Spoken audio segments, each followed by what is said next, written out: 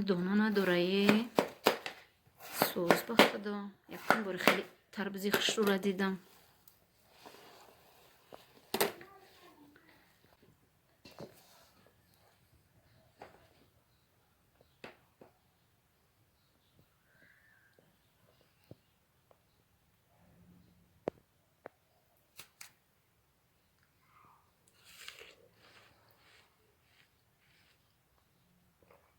با مزه بده.